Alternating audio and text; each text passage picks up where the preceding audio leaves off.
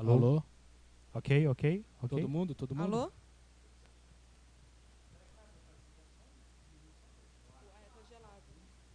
Alô? Ô, Lucas, obrigado, cara. Gabriel, ok. Beleza. Janaína, ok?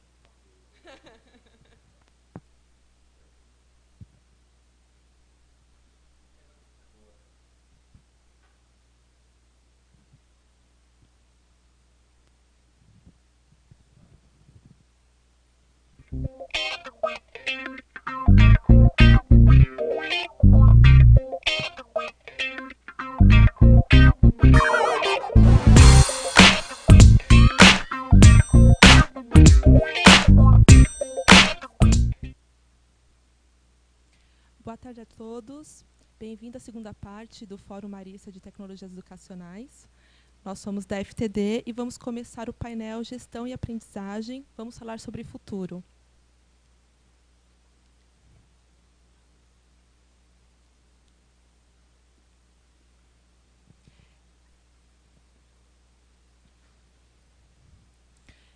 Eu sou Janaína, eu sou responsável pela produção digital da FTD. Estão comigo o Gabriel, responsável pela tecnologia educacional, e o Robson, pelas plataformas de ensino e desenvolvimento.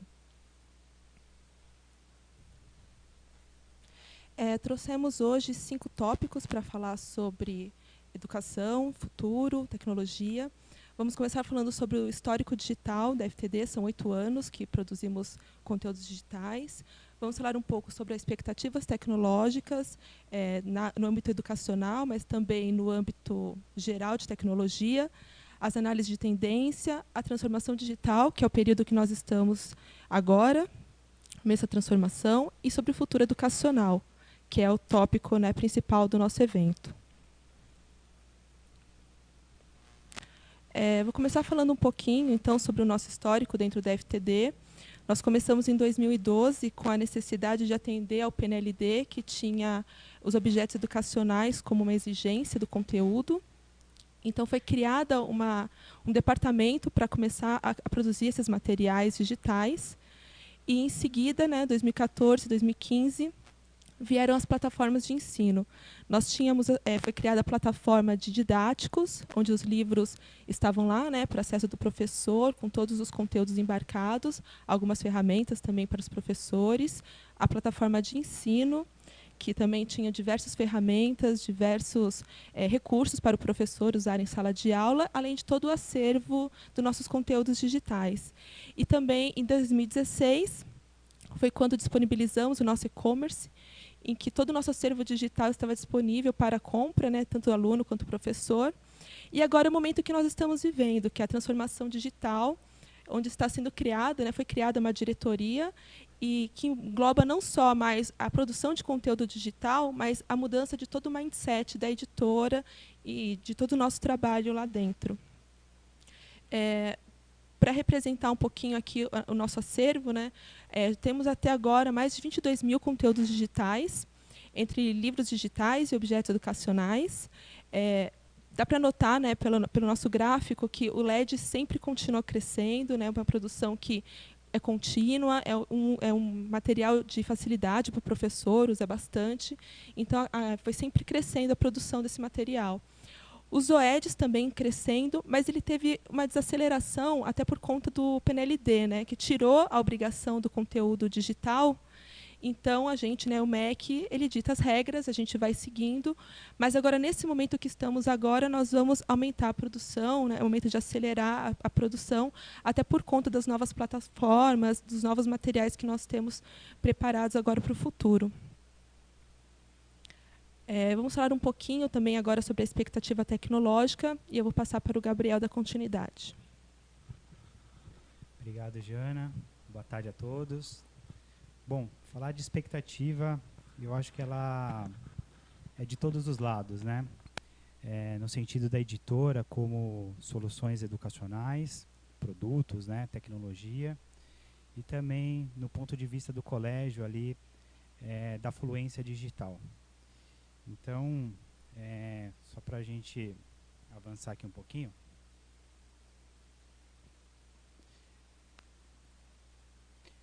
eu coloquei algumas notícias, né? Acho que a gente está num cenário que a gente se depara o tempo todo com informações a respeito de tecnologia, né? Então o nosso cenário fora da educação é um cenário dinâmico e o tempo inteiro a gente tem inovação, a gente tem ali impactos e principalmente esse tipo de tecnologia acaba afetando também a educação. Então aqui tem algumas informações aí que a gente pegou de algumas fontes, como Terra, Band, o G1 e o Globo, né? E a gente destacou os termos ali, né? A palavra-chave de cada notícia. Então a gente vê ali o futuro da escola, tecnologias na escola, geração digital, cultura digital. Então nós estamos num momento hoje de expectativa para consolidar esse uso, né? A gente sabe a importância desse uso. Nós tivemos uma onda grande há um tempo atrás, que foi a introdução dos devices, dos dispositivos nas escolas. Então era lousas digitais, tablets, só que a gente viu que não foi só o dispositivo, não é só o equipamento que faz esse uso ser efetivo. Então a gente vê que hoje a gente tem um cenário ainda assim de expectativa para esse uso. E hoje a gente vai fazer aí um pouquinho dessa análise, um pouco de reflexão aí para a gente poder realmente entrar nessa fluência digital. Eu trouxe aqui um vídeo do Mauris, ele é um coordenador lá de produtos digitais da FTD, para a gente iniciar aqui a nossa discussão sobre as expectativas aí da FTD em relação ao digital. Nós estamos preparando uma plataforma que vai funcionar em mobile, em celular. Então eu estou falando das ferramentas da FTD, do GASP, do planejador, o acervo de links, todo o nosso acervo, inclusive os livros digitais. Eles vão abrir nos celulares. E estou falando de celular, tablet e também nos computadores. Isso vai ser um grande avanço para a gente, ter essa versão online dos livros digitais. É uma coisa que a gente não tem hoje, então vai ser um salto aí, acesso aí para os nossos públicos, né? E também teremos, além disso, a parte de tutoriais para os professores, de atividades que vão ser exercidas aí tanto lá no GASP, local onde o professor pode criar as suas provas, como também um timeline muito parecido com o do Google Classroom, onde o professor pode colocar uma tarefa com pontuação e ver no relatório aí o desempenho dos alunos e poder mudar a sua estratégia pedagógica. Legal.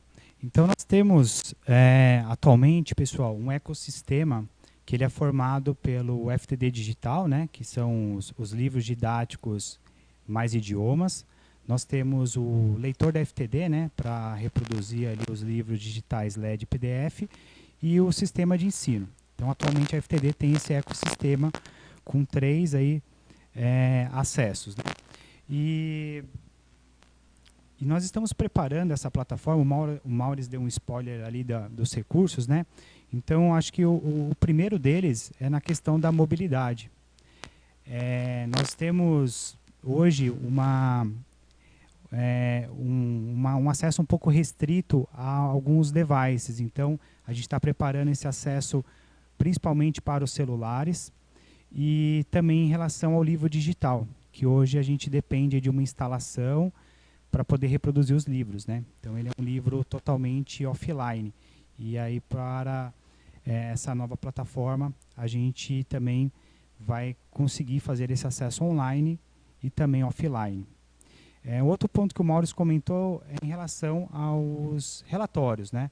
Nós temos aí a questão das atividades online, e quando nós temos a opção de ter esses dados, né, extraídos em formato de relatórios, por turma, por aluno, o professor consegue fazer uma intervenção e uma ação ali durante o ano letivo.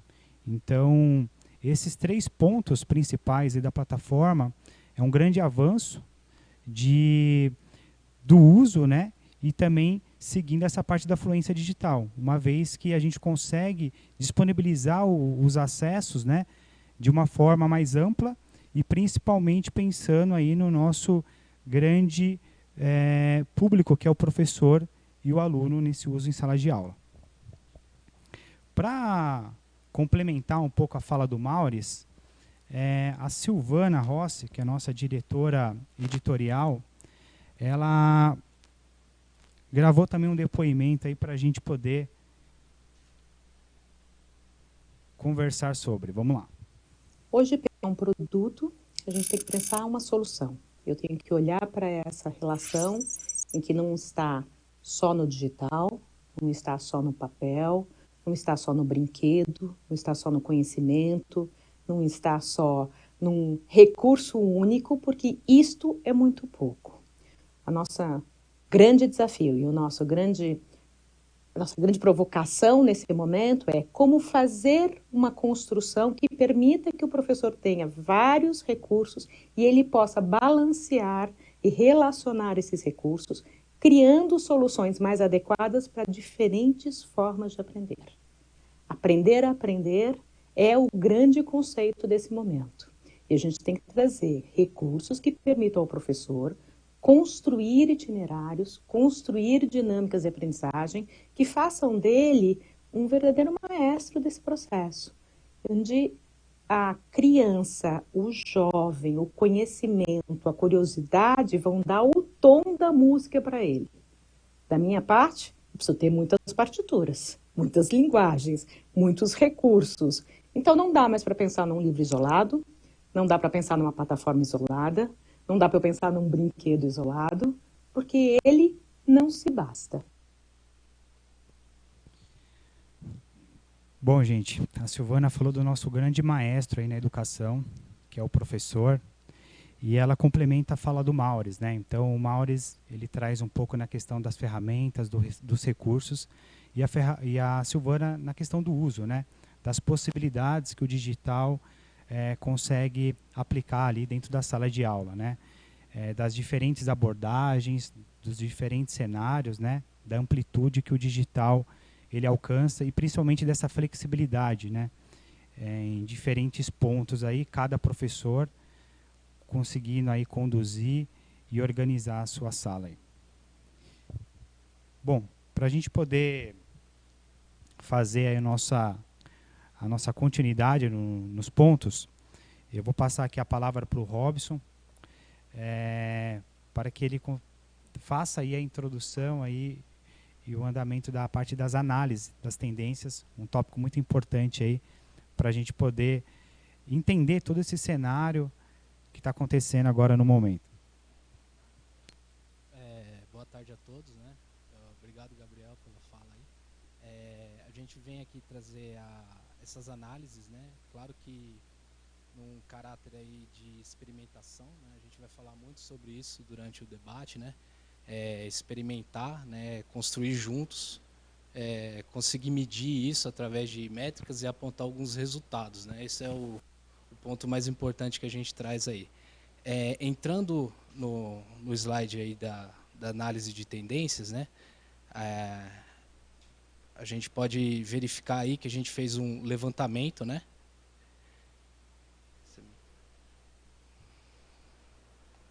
A gente fez um levantamento junto com a RMC, né, a Rede Marista de Colégios, né? A FTD ela fez uma contratação de uma consultoria aí top de mercado, né? E essa consultoria ela veio embarcada junto com o colégio para fazer esse trabalho, né, de mapeamento, né? Foi feito entrevistas nas escolas com pais de alunos, depoimento de alunos, de professores, né? A própria FTD, a parte de produção editorial também participou forte.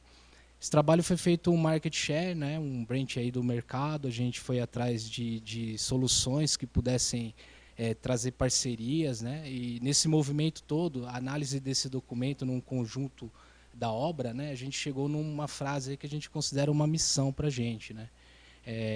Que é transformar a experiência de aprendizagem, né, por meio de uma plataforma de negócios, desenvolvendo e orquestrando conteúdo e serviços, né, e de forma que a gente consiga, né, estabelecer essa missão junto aí com as escolas, né, o protagonista principal dessa solução, que é sempre o professor, né, que traz, né, todo esse conceito pedagógico, utilização do conteúdo que a FTD produz, e o engajamento tanto dos alunos, né, como uma avaliação ali de desempenho, né, de e competências que esse aluno pode trazer na sua trilha de aprendizagem e com o engajamento dos pais, né?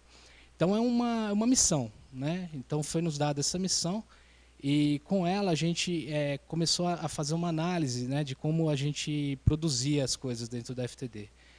A gente fazia a produção bem orientada, né, à obra, né? A gente tinha sempre uma obra, que é uma coleção, né, do livro da FTD, e a partir dali a gente conseguia construir todo um acervo digital em volta da obra, né? Então, a ideia, trazendo essa missão, é que a gente mude um pouco o nosso mindset, né? Que a gente comece a tratar o nosso usuário final mesmo como um cliente, e trazendo ele para o foco central aqui de discussão, né? Trazendo essa roda para a gente. Então, no início desse ano, a consultoria retomou os trabalhos juntos à FTD, e a gente chegou nesse consenso, né, com a estrutura organizacional disposta hoje. A gente tem o cliente, né, como centro da atenção, lembrando que o principal cliente nosso é o professor, né, uma vez que o desempenho do aluno, o engajamento do pai ali é todo feito em volta do trabalho, né, que esse professor executa. Dentro da FTD a gente tinha a área de marketing, né? A área de marketing, a área de produtos e a área editorial, elas se uniram, né, dentro de uma área chamada de conteúdo e negócios, né? Então foi disposta uma nova diretoria e nessa organização, junto com o comercial educacional, para dar um apoio centralizado ao cliente. E em volta disso tudo, a área de tecnologia se transformou numa área DTD, né, Diretoria de Transformação Digital, né, para dar todo esse apoio tecnológico e educacional, que é o foco do nosso fórum hoje. Então, para trazer mais esse viés aí do cliente, né, com essa nova área de experiência do cliente inserida dentro da diretoria de conteúdo e negócios, né, a gente conta com a Janaína, né? Ela tem um depoimento que ela traz mais ou menos o que vai ser o trabalho dela na FTD. Sobre a área de experiência do cliente, o que é muito desafiador a gente falar é que, como o nome propriamente diz, a gente tem que pensar no cliente o tempo todo.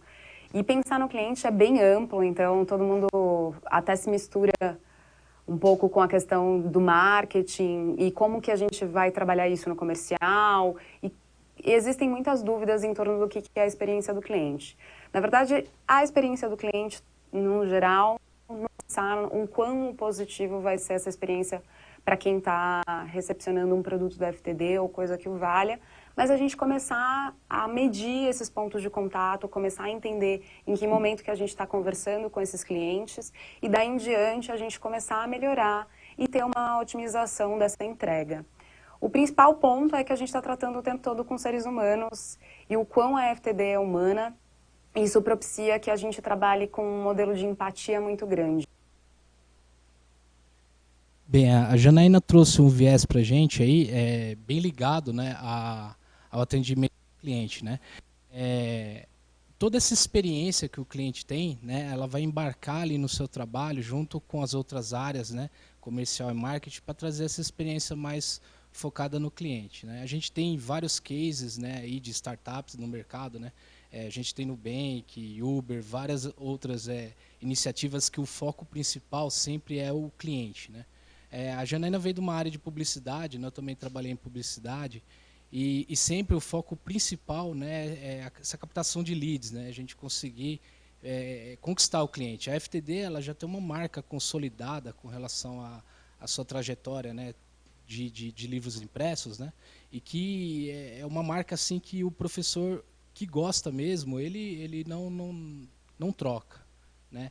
E o grande desafio digital é a gente chegar nesse nível, né? Chegar num nível em que a ferramenta digital, as coisas que a FTD dispõe para o professor, seja utilizada assim como ele tem firmado ali o uso como cliente do livro, né? Eu acho que a próxima fala aqui é justamente do nosso diretor da nova área aí de conteúdo e negócios, né, o Ricardo Tavares, e ele vai nos falar um pouquinho o que ele acha. A FTD vem se organizando já há um bom tempo nessa questão de transformação digital, contamos com uma consultoria robusta que nos ajudou nesse processo, mas entendemos que a transformação digital, independente de qualquer coisa, ela já está acontecendo, né?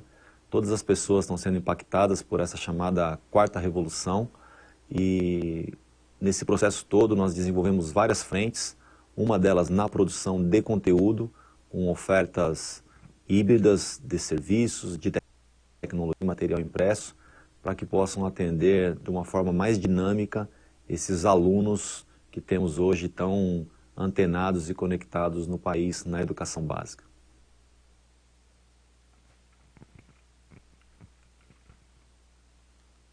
Bem, aí com a fala do Ricardo Tavares, né, ele cita para a gente, né, esse movimento que acontece não só na FTD, mas em diversas empresas, né, esse ponto da transformação digital. Que ele num ponto de vista ali, coloca que é uma quarta revolução. É exatamente o momento que a gente vive, né? Se a gente for analisar, a gente nunca teve tantas informações de um modo tão rápido e tão fácil igual a gente tem hoje, né? Então, trazer essas informações para a empresa, para a escola, é essencial que a gente consiga trazer resultados, né? E com isso eu queria mostrar um pouquinho da estratégia digital que a gente tem disponível. Essa estratégia é um gráfico, aí não sei se vocês vão conseguir visualizar, mas a gente tem aí o lado esquerdo, onde a gente trata a parte dos usuários, né? A gente tem a estratégia digital, que a gente está lidando aí com a governança de identidade, né? Esse trabalho está sendo feito ali junto com o grupo, né? O grupo Marista. A gente está fazendo todo esse levantamento de identidade. O que seria a identidade, né? Identidade seria o acesso que o usuário hoje tem dentro da FTD. Com o tempo, a FTD construiu todo um acervo digital onde várias pessoas logam em diversos dispositivos, né? Você tem um iPad, você loga lá. Você tem um computador, você loga lá. A ideia é que a gente federe, né, esses usuários de forma que a gente consiga também atender o anonimato deles, né? Então, assim, a gente consegue saber que aquela pessoa é um professor, mas a gente não sabe que o professor é o José, né? E assim por diante. Garantindo esse anonimato, a gente consegue dar essa ética de privacidade para o usuário e garantir com que a gente consiga, a partir daí, oferecer nosso conteúdo, né? Então, a gente é o segundo pilar. Se a gente for tratar da estratégia, a gente tem o pilar de governança de identidade, onde a gente traz esse conceito de centralizar o usuário em um único acesso, né? Ele pode estar usando um dispositivo mobile ou desktop e ele vai ter a mesma experiência. E contrapartida, esse aspecto que a Jana falou, que a gente tem de 22 mil conteúdos digitais disponível. Então, esses conteúdos eles vão estar disponíveis associados a esses usuários. Então, essa vai ser o ponto de partida da nossa estratégia digital. Então, a gente vai identificar quem é esse usuário, identificar os conteúdos que ele pode acessar, e aí a gente vai ter uma porta aberta para uma infinidade de coleta de dados, onde a gente possa avaliar o desempenho de um aluno, avaliar o desempenho até do próprio professor, né, o pai engajado em saber o que o filho dele está consumindo e assim por diante. Tudo isso tendo esse critério do anonimato aí com relação aos dados, né? Eu trago aqui o nosso diretor da transformação digital, né? O Ricardo Birto, ele foi contratado, né, para a FTD para ajudar a gente a fazer essa experimentação. Porque quando a gente fala de transformação digital, a gente considera que é uma cultura, né? A gente considera que assim, não é a tecnologia que vai fazer essa transformação digital, e sim essa união, né, de todas as pessoas que participam na construção dessas soluções, elas experimentem juntos, né? Acho que ele vai reforçar essa fala aí.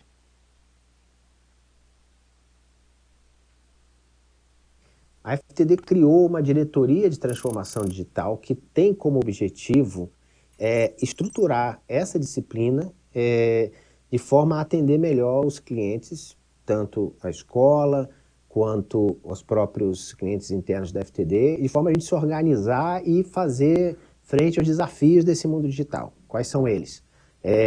De alguma maneira, fazer uso das tecnologias novas que de alguma maneira facilitam ao aluno o aprendizado na sala de aula, facilitar a gestão da própria escola, ferramentas que de alguma maneira façam com que esse dia a dia da escola seja mais ágil e principalmente, especificamente para a FTD, conseguir organizar toda a disciplina de analytics e uso das informações variadas, das mais variadas fontes que a FTD hoje tem, para que a gente consiga prestar um melhor serviço. Bem, legal. Pegando a fala aí do Ricardo Birta, né, a gente chega à ideia ali de experimentar, né? Então, a ideia é, quando a gente coloca o cliente como centro das atenções, a gente considera o professor, né? E quando a gente pega a figura do professor hoje no critério digital, é essencial para a gente construir e trazer o professor para ser co-criador do que a FTD tem para produzir daqui em diante.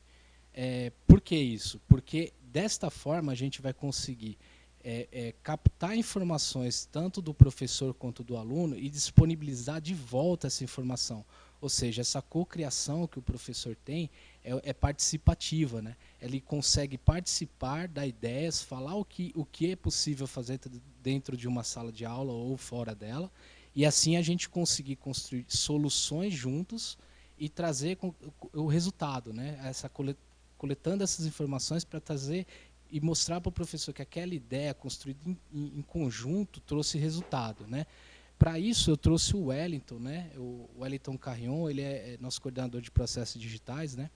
Ele tem uma forte participação com relação ao movimento ágil dentro dessa transformação digital, e ele participa do COI, né, que é um grupo um grupo de trabalho ali junto com o Marista e o jurídico para poder fazer essa gestão de dados de forma anônima, que nem eu falei, e que esses dados fiquem de forma limpa e crua para a gente poder consultar ela de forma que a gente consiga construir aí uma análise de dados profunda.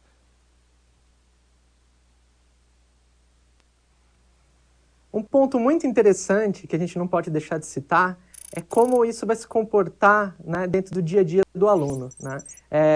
Por via de dados, nós vamos estar, então, coletando informações de como é o comportamento dele, né, as atividades que esse aluno faz dentro da sala de aula, e, inclusive, para que a gente possa prover de maneira personalizada realmente os recursos que vão auxiliá-lo a ter um melhor desempenho em sala. Com tudo isso, né, nós estamos ampliando todas as nossas sessões científicas de dados, né, com engenheiros de dados, né? Então nós estamos montando nossas equipes de modo a auxiliar toda essa coleta e distribuição de conteúdo personalizado. Bem, então voltando aqui um pouco, dando um passo para trás, né, a gente vai fazer esse trabalho de experimentação, né? A gente vai trazer o cliente para ser co-criador dessas soluções com a gente, e fazendo essa coleta de dados, igual o Wellington nos apontou, a gente consegue trazer esses dados para dentro da FTD e para dentro das escolas no segundo momento.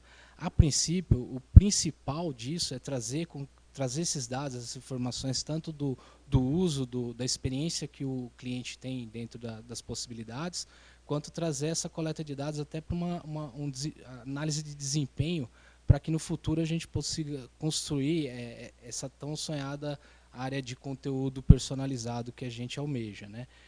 Para isso já existe um caso de uso de analisando resultados, né? Então o Rodrigo ele é nosso coordenador de avaliação educacional.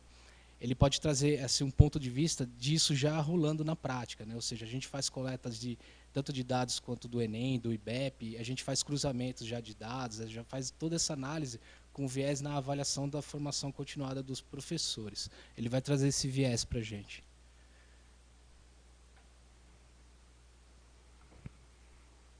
Nossas ferramentas de avaliação educacional coletam um conjunto de dados a partir de métricas previamente estabelecidas. A escola possa fazer intervenções a partir de evidências pedagógicas. É a gestão a partir de evidências. Uma dessas ferramentas é o módulo Enem, com uma série de relatórios online que possibilitam a gestão estratégica do gestor. Estes relatórios são produzidos a partir de dados oficiais do INEP, os microdados, que são liberados anualmente. Essa plataforma ela traz um histórico desde 2009, que foi quando o Enem começou a utilizar a teoria de resposta ao item. É uma excelente ferramenta para trazer contexto e para possibilitar o replanejamento dentro da escola, da sala de aula. Uma outra questão bastante interessante são os simulados que, a partir de 2020, os simulados com correção pela TRI, serão disponibilizados para todos os alunos do ensino médio, 4 simulados por ano. Esses simulados também terão correção pela teoria de resposta ao item, e a redação corrigida nos mesmos moldes também, a partir das 5 competências. E uma outra questão bastante importante é que esses relatórios, eles permitem o professor, o coordenador, enxergar o que já tem de competências e habilidades consolidadas e aquela caminhada, aquilo que falta para o aluno consolidar. Então, aí com essa parte consolidada, né, a gente tem ali a parte de experimentar, a gente tem a parte de coletar dados, e aí a gente vai ter a parte de análise desses dados, né?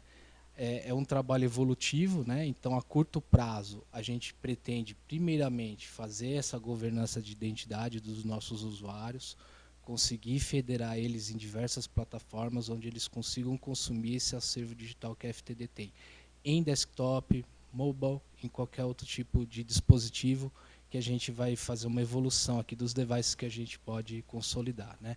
Então, a curto prazo tem a identidade e o acervo. Em volta disso, a gente tem essa análise e essas métricas coletadas, assim como o Wellington nos colocou. Essa análise, essas métricas coletadas, elas ficam em volta de uma camada de serviço, uma camada de arquitetura, onde a gente consiga pegar esses dados e consolidar eles num plano, né, num serviço, e em volta dessa camada ter produtos e o marketplace, né? Ou seja, essas 3 funções aí na transformação digital serão 3 áreas dentro da DTD, que é a Diretoria de Transformação Digital. Então, a gente vai ter provavelmente uma gerência de analytics, uma gerência de infraestrutura, cuidando da arquitetura ali dos serviços disponíveis, e uma gerência de desenvolvimento, onde a gente consiga trazer esse marketplace de produtos. Com esse cenário, o que a gente pode fazer? A gente pode evoluir, né? Então, a gente pode pegar a questão ali de ter o usuário e ter o acervo disponível onde ele faz esse uso, coleta esses dados, transforma esses dados de forma que as pessoas consigam consumir através de serviços, e a gente tem uma camada de produto onde a gente pode servir os marketplaces, né? Ou seja, se eu tenho uma escola que tem 2 soluções, a partir do momento que eu tenho o dado ele coletado no meio dessa estrutura, eu consigo servir esse dado para essas 2 plataformas. De forma que, se um aluno estiver dentro da escola A hoje, for para a escola B, ele consiga levar o seu conteúdo. Já que a gente, lá no meio, a gente sabe quem é a pessoa e sabe o conteúdo que ela está usando. Isso fica mais fácil para a gente poder fazer essa evolução, né? Então, a gente vai ter uma camada de negócios, né?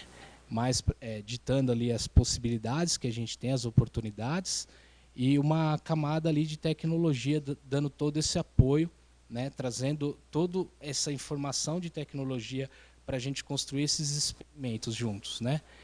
Então, só voltando aqui um pouco, porque eu avancei demais. Então, tem ali, dentro da área da DTD, um protagonismo nessa transformação, né?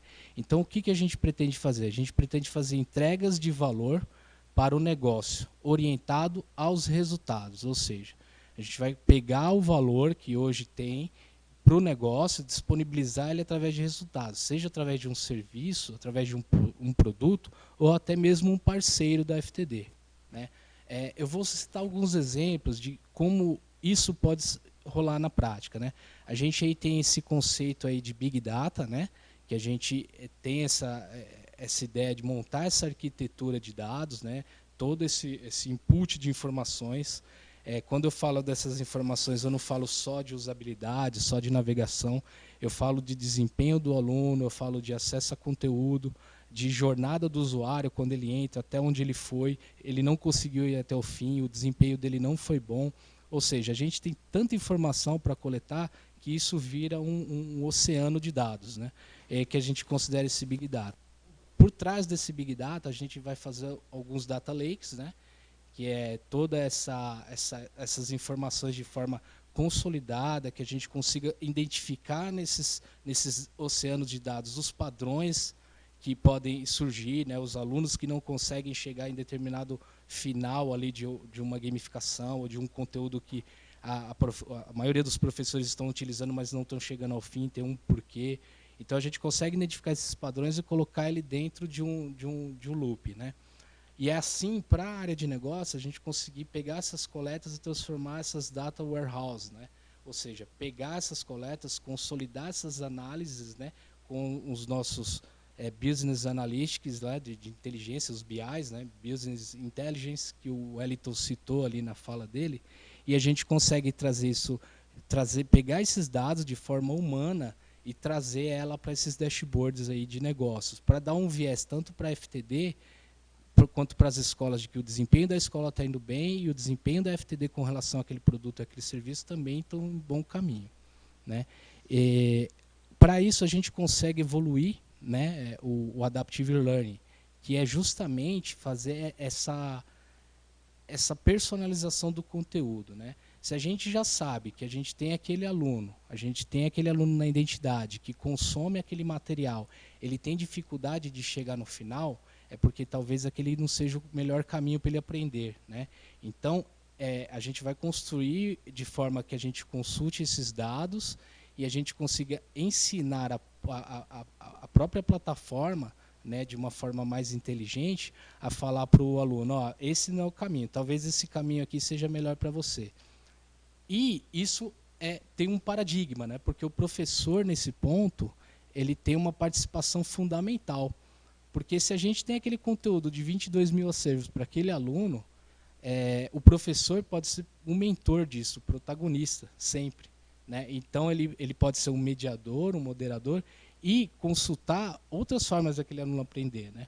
O aluno vai ter a oportunidade de experimentar outras formas, além do que o professor mostrou, mas ele também vai conseguir, de forma com que o professor fale, ó, o caminho melhor para você seguir é esse. Então, não é só automatizar, né, deixar let it go, né, como se fala, né? Deixar o aluno navegar, igual hoje você entra no YouTube, você começa a fazer uma pesquisa, né? Daqui a pouco você está vendo alguns vídeos engraçados, outras coisas, você perde o foco, né? Então, o professor é essencial para que a gente consiga, nessa trilha de aprendizagem, né, dar foco para o aluno, né? Trazendo também o lance aí da experiência mais imersiva, né? A gente tem a realidade aumentada, né? A gente tem a realidade virtual, já é uma realidade isso no que a FTD dispõe para as escolas, né, para os professores, mas que a gente seja mais imersivo nisso. Ou seja, com esses dados a gente consiga trazer um mundo virtual de aprendizagem diferente para o aluno. E quando eu falo de internet das coisas ali, né, IoT, né, a gente traz esses devices, né, as possibilidades que a gente tem de, em dispositivos diferentes, oferecer a mesma experiência, né? Então, o aluno tem o lance da aprendizagem móvel também, que é muito falado, né? A gente pode usar o dispositivo mobile para poder chegar numa conclusão ali de um estudo, né? A gente pode também utilizar outros dispositivos como a televisão já em casa, né? Quase todo mundo tem Smart TV em casa. Então, já também trazer um painel de atividades, né, que a gente consiga explorar. A longo prazo, o que a gente consegue fazer com isso? Se a gente pega o Big Data ali e a gente traz esse exemplo a longo prazo, a FTD ela vai ter algumas informações de negócio para traçar um plano de onde seguir, quais caminhos seguir para o negócio, para dar oportunidades para a escola. Isso vai ser cocriação com o professor. Então, a gente tem essa análise aumentada que a gente pode disponibilizar depois, através de serviços, esses dados para as escolas. Uma vez que a gente não vai saber quem são as pessoas, e sim o que as pessoas fizeram. E aí a escola vai conseguir ter uma análise até mais rica. Acho que, para o futuro, a gente tem aí o lance da inteligência artificial. Isso dá para unir tudo o que eu falei, né? Se a gente pega ali a internet das coisas, a gente consegue dispor de câmeras na escola para poder identificar um reconhecimento facial. Se a gente pega uma inteligência artificial, a gente já sabe que aquele aluno está na escola, a gente já sabe que aquele aluno está na aula de matemática e a gente já sabe que ele está presente na aula. Então, é um conjunto de fatores que, fazendo através dessa arquitetura uma soma, a gente consegue chegar a algumas soluções que vão além da educação, ou seja, do âmbito do ambiente escolar, né? Outro conceito bom é o edge computing, né? Que é o conceito aí de a gente fazer uma topologia de rede local, né? A gente tem aí uma evolução com relação à rede, que é a computação em nuvem, né? E a ideia é que a gente consiga trazer para a escola essa computação em nuvem local, para que a gente consiga trazer experiências offline para onde a internet não é muito efetiva, né, para os alunos, e a gente consegue de forma que o mesmo livro que seja baixado por 300 alunos, eles não vão na internet puxar isso, né? Já esteja na própria nuvem local da escola. Ou seja, trazer a nuvem de internet junto com essa nuvem local dá um ganho de performance muito grande, entendeu? Inclusive, esse lance de Big Data, de manipulação de dados, ela tem um processamento muito alto, tem um custo muito alto. Se a gente consegue unir isso de forma que a gente consiga fazer essas análises de dados locais e depois enviar esses dados já consolidados para a nuvem, isso tem um ganho absurdo, né? E também a autonomia das coisas, né? Que é uma evolução da internet das coisas. Se a gente tem a possibilidade de colocar um drone ligado a uma interface de inteligência, se a gente consegue, por exemplo, pegar o Joãozinho lá, que está dentro da identidade, dentro do acervo, a gente tem um plano de construção, e ele consiga, por exemplo, construir uma análise ali programática, que ele consiga fazer, por exemplo, um trabalho de escola, onde ele consiga colocar esse drone para verificar a queimada na mata, por exemplo, pode ser um trabalho de escola, né? Para isso ele vai contar com essa evolução. Eu acredito assim que é muito as coisas somadas, né? Hoje a gente tem muito o software na prática, né? Mas eu acho que assim como a matemática, né, que é uma linguagem universal, qualquer lugar do mundo que você for falar de matemática, todo mundo fala a mesma língua. Eu acredito que no futuro o desenvolvimento de software também vai ser uma linguagem. Hoje já é uma linguagem, né? Você tem JavaScript, você tem Java, você tem PHP. Eu acredito que o lance da programação ela vai chegar num nível em que ela vai ser uma linguagem a mais, universal, e que todos falem, e que isso vai ser uma facilidade para os alunos. Hoje, a facilidade que o aluno tem de usar o tecnológico, que a gente, às vezes até os professores, tem muitos relatos que falam, os alunos eles estão bem evoluídos nessa questão. Eu acredito que na frente, quando a gente falar de tecnologia, de software, disso, os alunos já vão estar criando os próprios aplicativos. Hoje, na prática, a gente já viu que já está rolando a robótica aqui, né? Assim, aluno tem uma imaginação fértil. Quem é pai, né, quem é professor, sabe o potencial que uma criança tem de imaginar. E dar a corda nesse sentido, não só do desconhecimento que a gente tem com relação à tecnologia hoje, que a gente vê uma criança usando, mas também dela explorar a máquina, né? Explorar software, explorar linguagens de programação. Eu acredito que assim, de forma leve, a gente consiga, no futuro, fazer com que o hardware seja o diferencial. Ou seja, você ter um drone disponível, você ter um robô disponível, você ter umas câmeras disponíveis, e aí você soma essas coisas e consegue construir de forma que você consiga chamar uma inteligência e plugar, chama outra inteligência e pluga, e a gente consegue construir homem-máquina, algo que a informática, nos princípios da computação, leva adiante essa evolução de aprendizagem.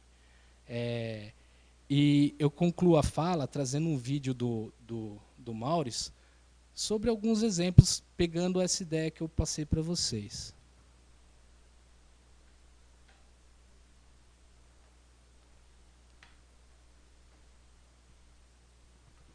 É muito interessante esse tema do experimentalismo, porque assim já está acontecendo, né? Essa coisa da inteligência artificial, como por exemplo, você colocar uma câmera na sua sala de aula e ela fazer a chamada para o professor. O professor vai ganhar aí 15, 20 minutos do tempo que ele pode aplicar com a aprendizagem, né, com os alunos, em vez de fazer essa operação da chamada. Isso já existe e a gente já vai fazendo experimentos aí em alguns colégios maristas. E a ideia é que eu acredito que vai virar aí uma tendência muito forte nos colégios. Isso é só um exemplo de uma das coisas que está por vir aí. Então, voltando aqui, a gente tem a fala do Mauris aí, né? reconhecimento da presença em sala de aula. Eu acho que é esse tipo de coisa, né? A união de tecnologias que a gente consiga somar e trazer uma experiência assim, que a gente consiga trazer um ganho maior em sala de aula e até no cotidiano, o professor ganha mais. Aí o próximo tópico aqui que a gente vai ver é sobre o futuro, que é o tema da palestra, né? A gente vai chegar agora nesse tema, eu vou passar a palavra para o Gabriel, que vai dar continuidade aí, ele vai trazer mais um conceito aí mais educacional de como a gente consegue pegar tudo isso que eu falei, né, e trazer para uma realidade ali para o professor.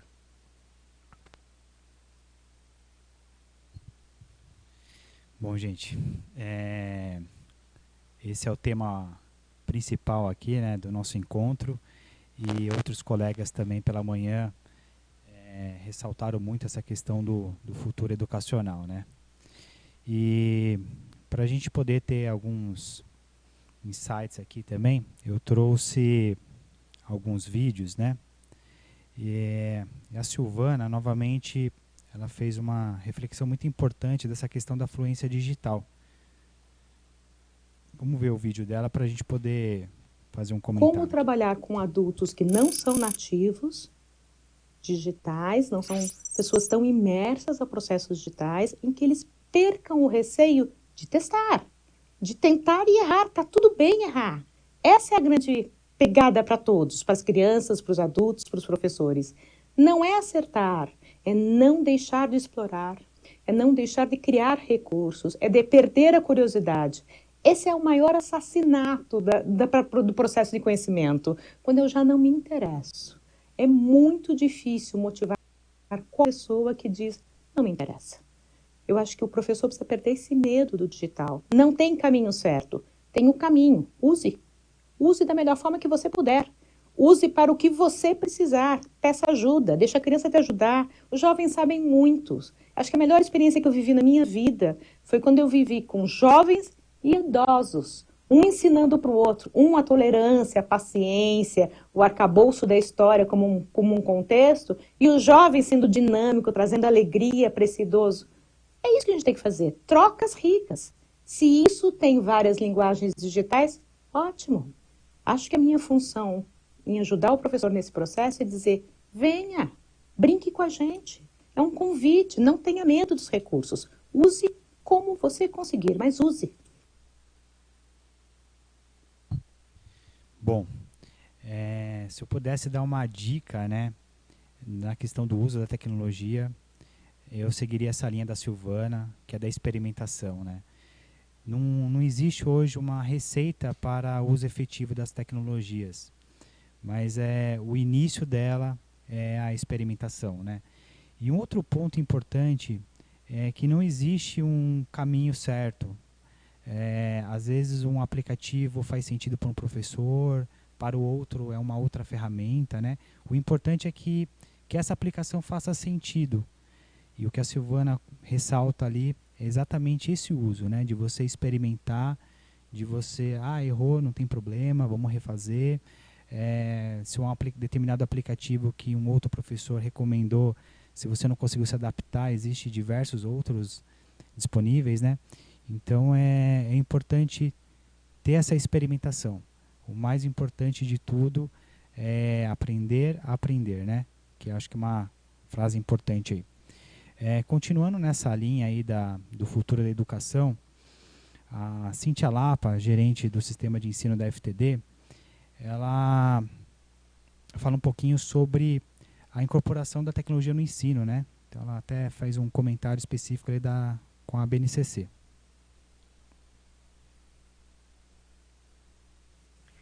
Uma das 10 competências gerais da BNCC refere-se ao desenvolvimento da cultura digital. No sistema de ensino, hoje, quando nós pensamos um projeto, nós pensamos ele como um todo. Os recursos digitais, eles são partes integrantes. Desta forma, a gente tem como objetivo que os estudantes, eles tenham acesso à informação, produzam conhecimento, comuniquem-se e que as aulas se tornem mais atrativas, mais interessantes e que eles possam, com responsabilidade, consciência crítica e ética, estarem inseridos nessa cultura digital.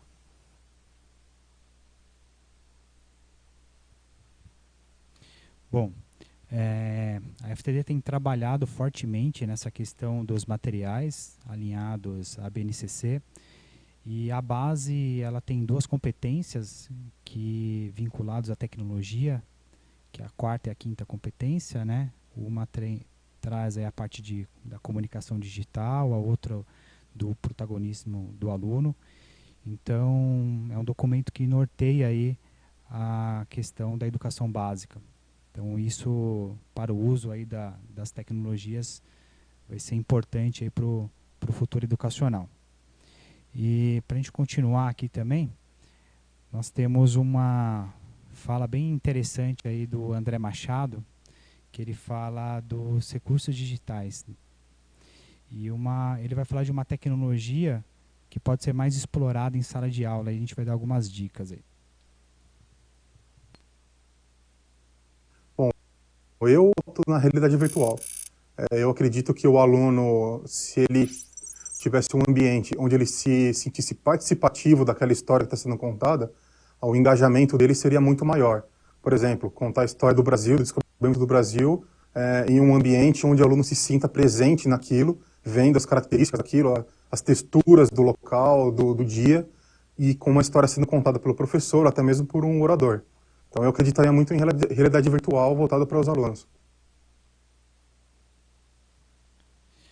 A realidade virtual é uma tecnologia que vem crescendo muito nos últimos tempos, principalmente pela sua acessibilidade. Hoje você consegue até criar o seu próprio óculos. Se você colocar na internet lá a criação do cardboard do Google, você consegue facilmente, em baixo custo, fazer o seu próprio óculos, né? E no sentido de conteúdo, tem o Google Expedition, que tem uma biblioteca de excursões lá de mais de 900 objetos. Então você tem passeios em museu, tem até no próprio corpo, né? Parte muscular, bem interessante. E essa parte da imersão para o aluno, ela é totalmente diferente e significativa. Eu super recomendo que vocês façam esse experimento. Eu acho que principalmente na sala de aula é algo totalmente diferente do que os alunos estão acostumados. E como o André falou, né, é uma parte imersiva mesmo. Você tem ali até as emoções, né? Às vezes você coloca ali uma realidade virtual de uma montanha-russa, por exemplo. Às vezes até seus batimentos aumentam, você tem algumas sensações ali, porque realmente é algo bem imersivo. Então, é uma tecnologia que vem crescendo e principalmente pode ser mais explorada aí nesse contexto educacional aí. Bom, para a gente poder fechar essa parte do educacional, nós temos a Luciana Teixeira, gerente educacional da FTD, e ela vai falar um pouquinho das possibilidades formativas para os docentes, né, no ambiente digital. Outro exercício interessante que a gente fez foi o nosso ambiente, a nossa plataforma da consultoria online, né? Pela plataforma, a gente entrega cursos de formação continuada para gestores, para professores, ferramentas também de implantação online dos nossos produtos. Então, um espaço onde o professor, o coordenador e o diretor conseguem conhecer as nossas soluções em profundidade, conhecer o material didático, o sistema de ensino, conhecer os recursos impressos e digitais que acompanham a coleção, para que ele faça um bom uso dessa solução na escola dele, para que todos os recursos que acompanham o nosso material sejam otimizados pela equipe e pelos professores da sala de aula. Um outro uso também que a gente faz para a consultoria online, para a nossa plataforma, são os treinamentos da equipe interna. Um exemplo disso aconteceu agora com o treinamento do PNLD. Nós tivemos toda a equipe de consultores educacionais e consultores comerciais de todo o Brasil acessando informações sobre os livros, sobre as obras aprovadas, em vídeos gravados pela equipe editorial. Então, bebendo da fonte da informação, né, com a clareza que a equipe que pensou no produto pode levar até a ponta, e fazendo isso diretamente das localidades. Então, foi toda a força de vendas, comercial e educacional, treinadas nesse ambiente online também. Muito bem. Uma das ferramentas que a FTD tem utilizado bastante é o exemplo aqui que nós estamos reproduzindo, né, o webinar. O formato de formação tem sido muito positivo, porque nós temos consultores espalhados aí pelo Brasil todo, e às vezes nem todos conseguem se conectar naquele mesmo dia e horário, então as formações ficam gravadas ali, disponíveis para a equipe, e é um formato que a gente viu que deu super certo, os feedbacks também foram muito positivos. E um outro ponto aí que a Luciana comentou é da consultoria online. Então, ali tem diversos cursos para os colégios, para os professores, gratuitamente. E a tendência é que a gente cadastre e publique mais cursos, né, voltado para várias áreas, algumas mais específicas, outras voltadas realmente para os materiais da FTD. E é importante porque a qualquer momento o professor ele entra, se cadastra, faz ali no tempo dele, no dispositivo dele. Então essas iniciativas a gente acaba tendo uma abrangência maior e atendendo ali todos os públicos, né? Então são projetos que a gente tem reforçado cada vez mais e pensado em cada um de vocês aí, né? Hoje nós estamos com várias pessoas conectadas de vários locais e a consultoria online é exatamente dessa forma, a gente poder atender todos dentro ali do seu cenário, dentro da sua unidade e com a mesma qualidade. Bom, para finalizar, deu para perceber que nós temos um desafio bem grande, né, com a fala do Robson, do Gabriel. Estamos todos juntos participando nessa transformação digital, tanto nós da editora, quanto os professores, as escolas, e mesmo como pessoas, né, estamos passando por um momento digital bastante significativo para todos nós. E quero concluir com uma fala da nossa diretora, a Silvana, que ela explica lindamente qual é o nosso desafio, né, principalmente na educação, o que nós temos pela frente.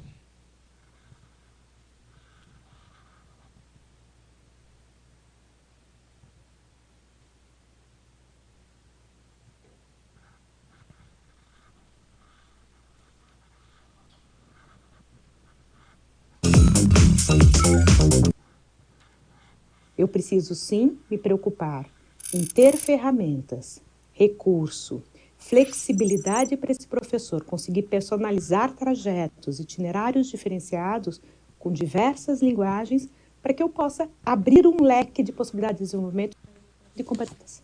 Esse é um grande desafio para todos nós.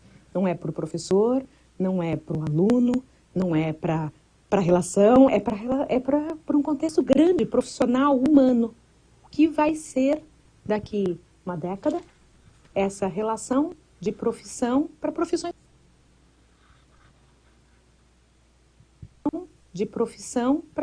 que não existem e para profissões que eu não sei como que existirão. A gente tem que ter a humildade de desenhar cenários muito abertos para que eles possam desenvolver competências e possam atuar com um protagonismo muito grande sobre esse conhecimento, para que eles, de fato, quebrem estruturas para ser criativos. Eu diria hoje que nós vamos, acima de tudo, nos ressignificar, nos reeditar, até como profissionais.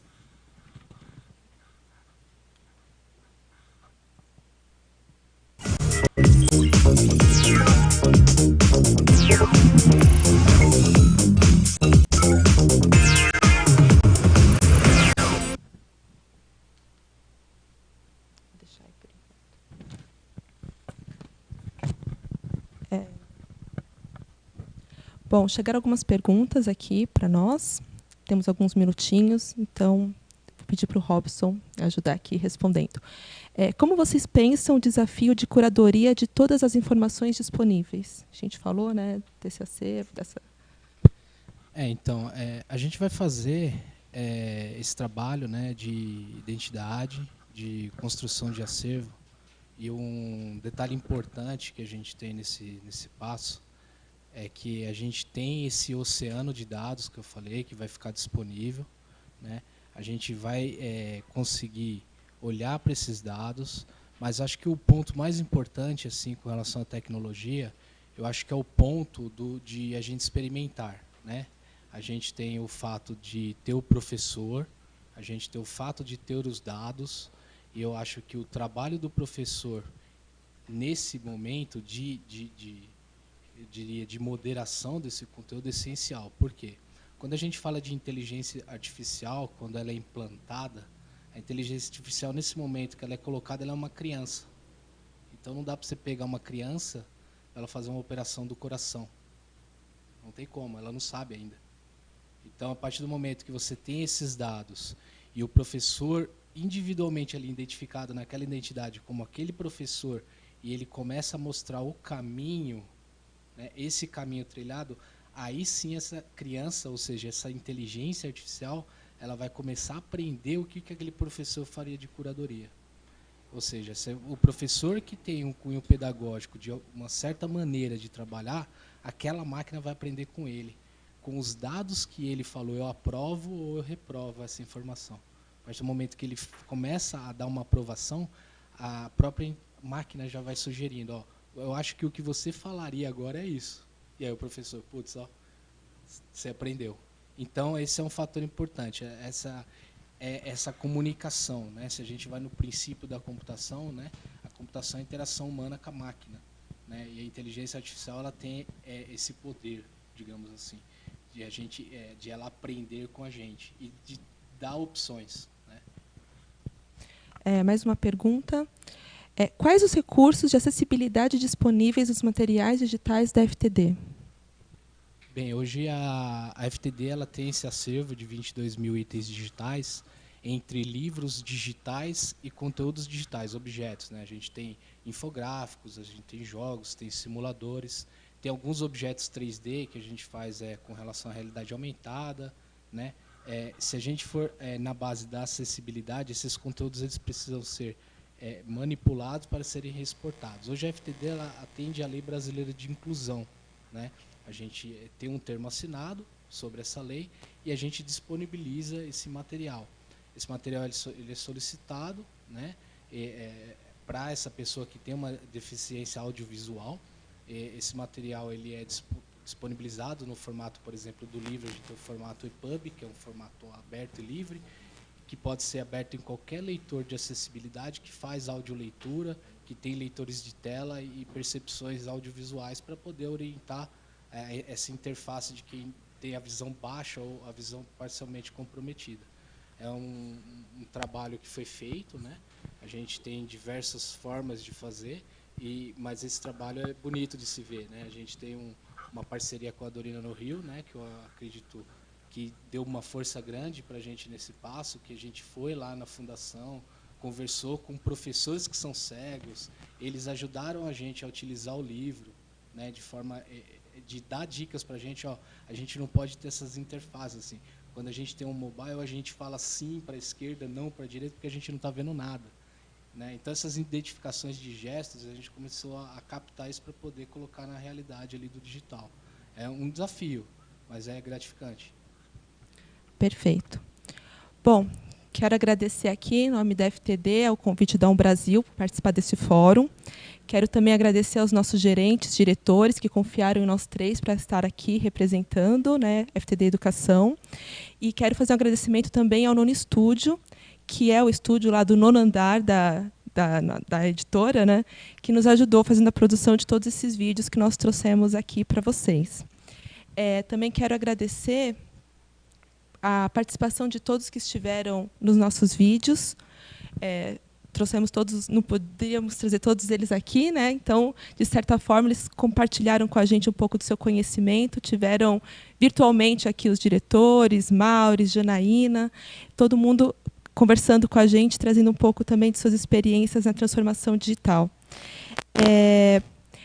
Vamos encerrar agora, então, né? Vocês vão para um intervalo de 15 minutos, e depois desse intervalo é necessário que vocês acessem o link para o próximo painel. Relatos de práticas pedagógicas. Muito obrigada a todos, uma boa tarde.